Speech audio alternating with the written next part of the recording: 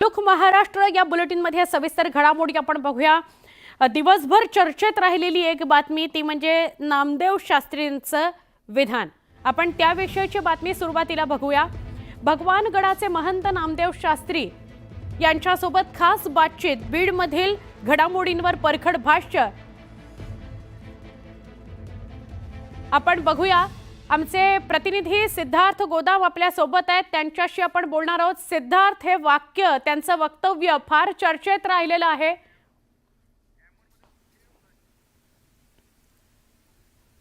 सिद्धार्थ आपल्या सोबत आहेत। सिद्धार्थ, काय सांगाल अधिक? हे वाक्य, त्यांचं विधान फार चर्चेत आहेत। नामदेव शास्त्री स्वतः तुमच्या सोबत आहेत, काय संवाद? हो का, निश्चितपणे महाराजांच्या वक्तव्यामुळे महाराष्ट्रामध्ये ॲक्शन रिॲक्शन झालेले आहेत आणि काल दिवसभर महाराजांबद्दल अनेक मत व्यक्त झालेले आहेत। मात्र महाराज व्यक्त झाले नव्हते। न्यूज 18 लोकमतवर आज महाराज या ठिकाणी व्यक्त होत आहेत। महाराज काय म्हणाले? एकंदरीतच जे काही तुम्ही बोललात त्यावर बऱ्याच गदारोळ झाला महाराष्ट्रामध्ये। बरोबर। आपल्याला काय अपेक्षित आहे, नेमकं काय प्रश्न विचारायचा आहे आपल्याला? मला हे म्हणायचं की तुम्ही ते वक्तव्य काय विचारून केलं? कोणतं वक्तव्य? धनंजय मुंडेला तुम्ही पाठिंबा दिला। दोन भाग आहे त्याच्यामध्ये। स्पष्टीकरण दिलं होतं मी। हत्या ही कोणाचीही असो, आम्ही वारकरी लोक आहेत, वैष्णव लोक आहेत, शाकाहारी आहेत। आम्ही जर नॉनव्हेज खात नाही तर आम्ही एखाद्याच्या हत्येचं कसं काय समर्थन करू?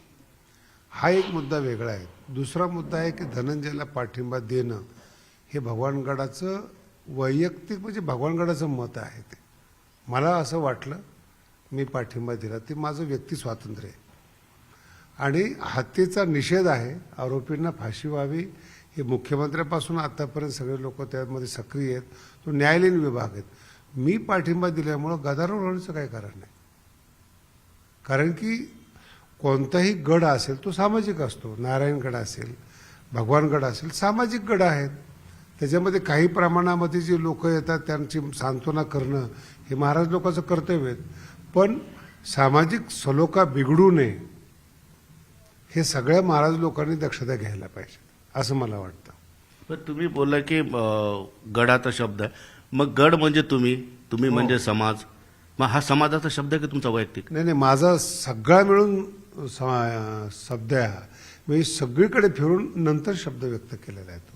हा समाजाचा शब्द माझा शब्द आहे हा। कारण की जी अवस्था 53 दिवसापासून धनंजय मुंडेची झालेली आहे ती एकाला सगळ्या लोकांनी कोंडीत पकडलेले आहेत, त्याला एकाने आशीर्वाद देऊन त्याचा गदारोळ करणं हे प्युअर राजकारण आहे। हे काही समाजकारण नाही आहे। तो जेव्हा दोषी ठरेल, मुख्यमंत्री म्हटलेत, उपमुख्यमंत्री आहेत, आम्ही 100% त्यांना राजीनामा घेऊ किंवा त्यांना शिक्षा होईल, पण जोपर्यंत दोषी ठरत नाही तोपर्यंत तुम्ही कसं काय आरोप करता त्याच्यावर? एका व्यक्तीवर, तो 53 दिवसापासून त्याला व्यवस्थित झोप नाही आहे, त्याचं स्वास्थ्य खराब झालेलं आहे, तो आराम करण्याकरता भगवानगडावर आलेला आहे। मी त्याला सांत्वना दिलेली आणि मला ट्रोल करणं हे कोत्या बुद्धीचे लक्षण आहेत। 53 दिवसामध्ये मी इन्व्हॉल्व झालो का या प्रकरणामध्ये? मी राजकारण केलं का? किंवा मागे कधी जेव्हा झालं असेल, हत्येचा सपोर्ट करतच नाही मी कधीच आयुष्यामध्ये। आम्ही वैष्णव लोक आहेत, जर साधं जीवन जगतो आम्ही, कोण हत्येचा सपोर्ट करायला मोकळं याच्यामध्ये? तर तुम्ही 53 दिवस बोलला नाहीत, मी पण तुम्हाला अनेकदा प्रयत्न केले तुमच्याशी। आजही बोललो नाहीत। फक्त मी धनंजयला भक्कमपणे गडाचा आधार आहे हे सांगितलेलं आहे। महाराज, दुसरा एक विचार येतोय, लोक विचारते महाराजांवर कुणाचा दबाव होता की महाराजांना पाठिंबा द्यावा? महाराज असं तुम्ही कुणाला तुमच्यावर दबाव असू शकेल? हे असं आहे, तुम्ही सगळेजण मला प्रश्न विचारतात, मी प्रश्न तुम्हाला विचारायला नाही पाहिजेत। मला एक सांगा, नारायणगडावर जो मेळावा झाला दसऱ्याचा राजकारणाचा, त्याच्याविषयी तुम्ही काही प्रश्न विचारत नाहीत। मी एक शब्द तुम्हाला विचारलं की भगवान गडाचा पाठिंबा, तुम्ही ह्याच्यावर काय राजकारण करता? एखाद्या मंत्र्याला न्याय देणं हा विषय राजकारणाचा आहे, एका व्यक्तीला आधार देणं हा साधू संतांचा विषय आहे। पण महाराज, न्यायव्यवस्था आपल्याकडे, न्यायव्यवस्था ठरवेल, त्यांच्यावर आरोप होत आहेत, फक्त आरोप आहेत म्हणून कोणी गुन्हेगार नसतो हे आपण छाती ठोकपणे सांगू शकतो. या सगळ्या गोष्टी असताना, न्यायव्यवस्थेमध्ये सगळ्या गोष्टी असताना तुम्ही न्याय देऊन टाकला अशी सुद्धा टीका होती. ते तुमचं म्हणणं आहे. ते मी कोण न्याय देणार आहे? तपास यंत्रणा चालू आहेत, न्यायव्यवस्था चालू आहेत, मी कोण न्याय देणार आहे? मी आधार दिलाय, या आधाराला राजकीय धार देऊ नका. प्रत्येक, मी वारकरी संप्रदायात राहणारा माणूस आहे. किती जातीवाद होतोय किंवा किती संप्रदायामध्ये काय होतं त्याला मी साक्षीदार आहे. तोंड उघडत नाही, मी उघडणार पण नाही. पण महंत समाजाचे प्रमुख म्हणून आपण वाईट काय आहे, खरं काय याच्याबद्दल बोलत पाहिजे. बोललो ना मी तुम्हाला. बोललं तर अशी रिॲक्शन सुद्धा येतात. असं रिॲक्शन हा आमचा फार सामान्य विषय आहे.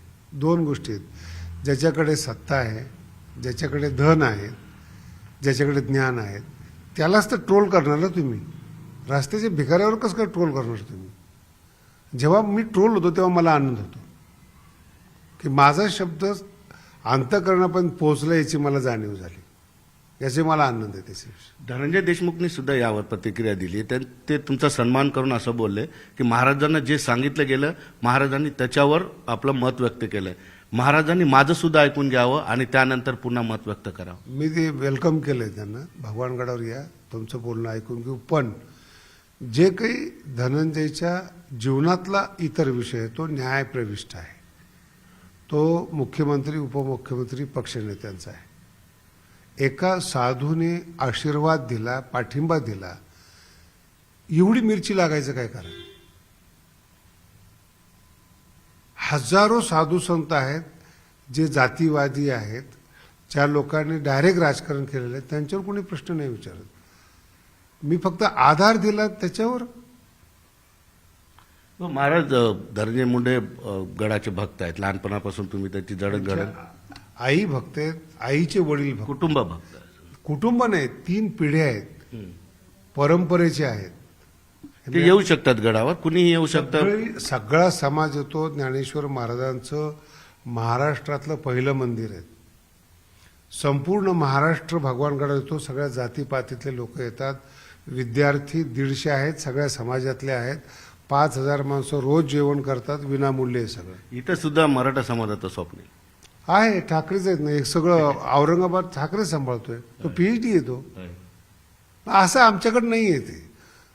पण महाराज तुम्ही जसं बोललाय की ऍक्शनला रिॲक्शन झाली, चापट मारली म्हणून ती सुद्धा विचार आपण केला सामान्य पाहिजे. विचार आहे. पण त्यांचा तर माणूस गेलेला आहे, मग त्यांचे रिॲक्शन सुद्धा जायज असू शकतात, न्यायकारक असू शकतात. मी काही त्यांनी जर काय ऍक्शन घेतली तर. मी काहीच बोललो नाही. हत्येचा निषेध आहे, पुन्हा सांगतो. आरोपीला फाशी व्हावी, पुन्हा सांगतो. धनंजयनी हत्या केली का? तो दोषी आहे का? जेव्हा दोषी सिद्ध होईल, मी काही जरी म्हटलं, न्यायालय त्याला सोडणार नाही, मुख्यमंत्री त्याला सोडणार नाही. मी आधीच बोललो ना की आरोप झाला म्हणजे तो गुन्हेगार असतो असं नाही. त्यांच्यावर आरोप होतात किंवा मीडियातून तशा बातम्या आहेत, राजकीय वक्तव्य त्यामध्ये येत आहेत. त्या ह्याच्यामध्ये धनंजयच्या बाबतीत जे बोलणं आहे की न्यायव्यवस्थेत, तुम्हीच आता बोललात की न्यायव्यवस्था सुरू आहे, सगळ्या गोष्टी, तुम्हाला असं वाटलं नाही की आपल्याला ट्रोल होईल, आपण टीकेचे धनी होऊ शकतो? संत नेहमी टीकेचे धनी असतात. एक वेगळ्या भाषेत सांगतो तुम्हाला, प्रत्येक जण चुका करतं, प्रत्येक जण मस्तीमध्ये राहतं, त्याला ट्रोल नाही होत. एक खूप चांगला शायर आहे, हर रात गुजरती है तुम्हारी दिवाली की तरह, एक दिया हमने जलाया तो नाराज हो गए. एक वाक्य, एक पाठिंबा दिला तर सगळे नाराज झाले. आणि तुम्ही काहीही केलं तरी समाजात चालू शकतं. पण ते वाक्य तुमच्या तोंडून लोकांना पचत नाही की तुम्ही संत आहेत, महंत आहेत, तुमचा आदर्श आहे, पण तुम्ही एक आरोपीचं तुम्ही समर्थन करता, त्यांच्यावर आरोप आहेत हे तर मान्य करता. धनंजयवर कुठं आरोप आहे? करतायत सगळे आरोप. तुम्ही माझ्यावर करू शकता ना. उद्या तुकोबरायावर आरोप केलेत, भगवान बाबावर आरोप केलेत, माऊलीवर आरोप केलेत. तुमचं कर्तव्यच आहे. तुमच्याकडे ज्ञान नाही आहे, तुमच्याकडे फक्त आरोप आहेत. तुम्हाला एखादं व्यक्तिमत्व सहन होत नाही, ज्ञान आणि धन सहन होत नाही. तुमची जी झळफळाट होती ती तुम्ही बाहेर अभिव्यक्त करतायत. आरोप करणं हा सामान्य विषय आहे, सिद्ध करणं हे जिकिरीचं काम आहे. एक लक्षात ठेवा, भारताचं संविधान एवढं मजबूत आहे, जर आरोप सिद्ध झाला तर संत सुद्धा तुरुंगामध्ये जातात, राजकारणी सुद्धा तुरुंगात जातात, पोलीस अधिकारी सुद्धा तुरुंगात जातात. हे आपण पाहिलेलं आहे. मग सिद्ध ज्यावेळेस होईल त्यावेळेसचा निर्णय जो होईल तो होईल ना. आज वर्तमान काळात का म्हणून त्याला आपण हवा देत आहे? पण तुम्हाला जे काय वक्तव्य केलंय त्याच्यावर तुम्ही ट्रोल झालात, तुमचं समर्थनही बऱ्याच लोकांनी केलं, फक्त ट्रोलच झालात असं नाही. तुम्हाला काय वाटतं त्या वक्तव्यावर आज काय स्पष्टीकरण द्यायचं, त्या वक्तव्यावर अजून काय सविस्तर बोलायचं, मला- त्या वक्तव्यावर ठाम आहात? मला असं वाटतं की सामाजिक सलोखा बिघडू नये. माझी कालही मी बोललो होतो, जो संतोष देशमुख आहे त्यांच्या मुलाची जबाबदारी मी घ्यायला तयार आहे. त्यांचं संपूर्ण शिक्षण मी घ्यायला आजही 150 मुलं आहेत. मला 2 मुलं वाढले म्हणून फरक पडत नाही. त्यांना जे काही मदत लागेल भगवानकडे त्यांच्या पाठीशी आहेत. त्यांना न्याय मिळावा ही भगवान बाबाच्या चरणी प्रार्थना आहेत. त्यांचं दुःख सांत्वन व्हावं ही भगवान बाबाच्या चरणी प्रार्थना आहेत. सामाजिक सलोखा टिकावा आणि आम्ही टिकवतो हे प्रार्थना आहेत. मी अनेक वेळा बोललेलो आहेत की आम्ही जेव्हा मधुकरी मागून शिकलो त्यावेळेस आम्हाला भाकरी देताना आमची जात पाहिलेली नाही. तेव्हा आम्ही जात पाहून जर परमार्थ केलं तर आमचं पतन होतं. म्हणून समाजाने एक लक्षात ठेवा, जाती सलोखा ठेवावा. न्यायप्रविष्टीविषयी तो न्यायप्रविष्ट राहील, त्याच्यावर मी चर्चा करणार नाही. परंतु ठीक आहे, आता जे काय झालं तो विषय थोडा बाजूला ठेवून म्हणतो, सरकार न्यायाच्या दृष्टीने काम करताना वाटतंय तुम्हाला? एवढा मोठा विषय मला कशाला विचारता? सरकार घराचं सरकार लक्ष आहे. सगळीकडे असतं. सरकार है. सरकार से पूछो. मी नाही उत्तर देणार. त्यांची जबाबदारी मी कसं काय घेणार? माझा फक्त एकच विषय हत्येचा निषेध आहे, धनंजयला भक्कम पाठिंबा आहेत. हे 2 विषय आहेत. तिसरा विषय माझ्याकडे नाही आहे आणि यांनी सामाजिक सलोखा बिघडत नाही आहे. महाराज, मी थोडंसं तुम्हाला आधीच बोललो की मला वादग्रस्त वक्तव्यामध्ये गुंतून ठेवण्यापेक्षा तुम्हाला महंत आहात, संत आहात, मी तुमच्यासोबत आहे तर 4 शब्द मी तुमचे घेऊन जाईल जे समाजाला ऐकावेसे वाटतील. काय वाटतं तुम्हाला? गडाची परंपरा आहे, खूप मोठी परंपरा आहे बीड जिल्ह्याला. नारायणगड असेल, भगवानगड, सलोख्याचं वातावरण, तुम्ही दोघं एकमेकांच्या गडावर नेहमी जात असता. काय व्हायला पाहिजे बीडमध्ये? हा सामाजिक सलोखा, हे प्रकरण जाऊ द्या, न्यायप्रविष्ट आहे, न्याय त्या ज्या पद्धतीने होईल ते होईल. या समाजामध्ये थोडी कटुता निर्माण झाली असं वाटतंय तुम्हाला? सगळ्यात चांगली गोष्ट आहे, शिवाजी महाराज जे महंत आहेत आणि आम्ही वर्गमित्र आहोत, क्लासमेट आहोत. 78 ते 82 आमच्या दोघांचं शिक्षण एकत्रित झालेलं आहे. चांगले मित्र आहेत. जेव्हा अमृत महोत्सव होता नारळी सप्ताहात, त्यात पहिला मान मी नारायणगडाला दिलेला आहे आणि नारायणगडाचे कीर्तन आणि आमच्या अमृत महोत्सवाला सुरुवात झालेली आहे. येणाऱ्या अमृत महोत्सवात सुद्धा शिवाजी महाराजांचं त्यात कीर्तन असेल. आमच्या दोघांमध्ये भेद नाही. एक, नारायणगड हे भगवानगडाचं गुरुस्थान आहे. 225 वर्षापूर्वीचा गड आहे. नगद नारायण महाराजांच्या परंपरेमध्ये भगवान बाबांचं शिष्यत्व आहे. ते आमची मातृसंस्था आहेत. आडनाव बदलले म्हणून हे बदललं असं होऊ शकत नाही जीवनामध्ये, हे लक्षात ठेवा. आडनाव बदलले, पण असं कधी होऊ शकत नाही जीवनामध्ये की असं कधी जीवनामध्ये होऊ शकत नाही की ते गुरुस्थान आमचं बदलेल. 2 भाऊ आहेत, वेगळे निघाले म्हणून आडनाव बापाचं नाव बदलत नाही. आमचं गुरुस्थान श्री क्षेत्र नारायणगड आहेत. नगद नारायण महाराजांच्या परंपरेमध्ये भगवानगड आहेत आणि ती गुरुपरंपरा रोज चालते आमची. ज्यावेळेस नैवेद्याचं ताट असतं त्यावेळेस भगवान बाबाचं एक ताट असतं, नगद नारायण महाराजांचं एक ताट असतं. इतकं पथ्य भगवानगड पाळतो. एक अंभोरा म्हणून गाव आहेत, गुंजमूर्ती म्हणून आहेत, सगळे देशमुखांचे गाव आहेत. त्यांची दिंडी आल्याशिवाय आमची दिंडी पंढरपूरला निघत नाही. पण ह्या चांगल्या गोष्टी समाजामध्ये नाही आहेत. ज्याला ट्रोल करायचं आहे किंवा ज्याला वाईट एवढ्या चांगल्या गोष्टी होत्या समाजात घडत होत्या, मग आता दोन्ही गडाच्या महंताचं हे काम नाही का की सगळ्या समाजाचा कान धरून तिथे घेऊन जायला पाहिजे चांगल्या गोष्टी? तुम्ही जर संत महंताचं ऐकलं असतं तर राजकारणच केलं नसतं. ज्ञानोबरायापासून तुकोबरायापासून संत महंत सांगत आले, तर तुम्ही संताचं ऐकतच नाहीत ना.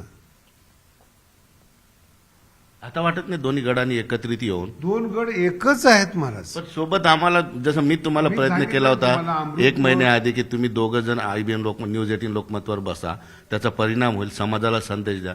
पण त्यावेळेस तुम्ही हो म्हटला तर महाराज उपलब्ध नसते, त्यांनी नाही म्हटलं. ते दोघांना जुळून आणणं मला शक्य झालं नाही. नाहीतर मी 1 महिन्याआधीच हे सगळं करायचं ठरवलं. तुम्हाला मी ज्ञानोबरायांचं वाक्य सांगतो, वाजतसे बोंब कोणी नायकती कानी. हे 700 वर्षापूर्वीचं वाक्य आहे. साधू संत ओरडून सांगतात, कोणी ऐकत नाहीत. पृथ्वीवर ज्ञानेश्वर महाराज पहिले आहेत ज्यांनी जातीय सलोखा केला आणि त्यांना संत बनवलं. सावता महाराज, गोरोबा काका, चोखोबा राय, सेना न्हावी महाराज ही सगळी मंडळी 700 वर्षापूर्वी त्यांना संत बनवणारे ज्ञानेश्वर महाराज आहेत. कोण ऐकते आज? जातीवादामुळे कोण कोणाला पाहत आहे? म्हणून आम्ही सांगण्याचं काम करतो. आता ज्ञानेश्वरी जी आहेत समाजामध्ये ती एकताच आहे ना. ज्ञानेश्वरी सांगणाऱ्याला पण तुम्ही उपदेश देऊ शकता आणि त्याच्या शब्दाचे अर्थ तुम्ही कसे काढू शकता हे मी पाहतोय 2 दिवसापासून. दुःख होतं म्हणाल. आनंद वाटतो की यांची बुद्धी इतकीच आहे त्याच्यामुळे ज्ञानेश्वरीने गाथा कळत नाही. जर बुद्धी चांगली असती, योग्य अर्थ काढता आला असता तर ते देव झाले असते. महाराज, जसं 2 समाजाचा, मराठा आणि वंजारी समाजाचा एक वैभवकाळी इतिहास होता, एका गडावर होता, तो परत येण्यासाठी काय करायला पाहिजे? धर्मसत्तेचं काय काम आहे आणि राजसत्तेचं काय काम? मी तुम्हाला उलटा प्रश्न विचारतो. तुम्ही 2च समाज का म्हटला? आणि 18 पगड जाती असं म्हणा ना तुम्ही की ही पृथ्वीवर 2च समाज आहेत. प्रामुख्याने संघर्ष 2 जातीत दिसतोय म्हणून विचारतो. नाही तर तुम्ही गडांची लावलेला आहे. समस्या 18 पगड आहे. तुम्ही लावलेला आहे तो. तुम्ही लावलेला आहे. राजकारणी लोक समाजात अशांतता निर्माण करून त्यांची पोळी भाजतात. वादीसाठी म्हैस कापणं म्हणतात त्याला. आणि साधू संत प्राण पणाला लावून सामाजिक एकता करतात. पशुहत्या कोणी बंद केली? भगवान बाबांनी बंद केली. समाजामध्ये शिक्षण व्यवस्था कोणी सुरू केली? भगवान बाबांनी केली. तुम्ही आज भगवान बाबांचे जेवढे शाकाहारी केलेले लोक आहेत, माळकरी केले, कोणाचे आहेत ते? जाती पाती न पाहता वैष्णव बनवलं भगवान बाबांनी. कुणी ऐकलं? त्याच भगवान बाबाला आक्षेप घेतला आणि त्याच गडावर तुम्ही आज आक्षेप घेताय. एक्सक्लुझिव्हली नामदेव शास्त्री न्यूज 18 लोकमतवर होते. एक व्यक्ती म्हणून ते गडावर आलेले आहेत आणि त्या गडावर मी त्यांना आल्यानंतर, माझ्याशी बोलल्यानंतर मी त्यांना व्यक्ती म्हणून पाठिंबा दिलेला आहे असं नामदेव शास्त्री म्हणाले. पुढे जाऊ.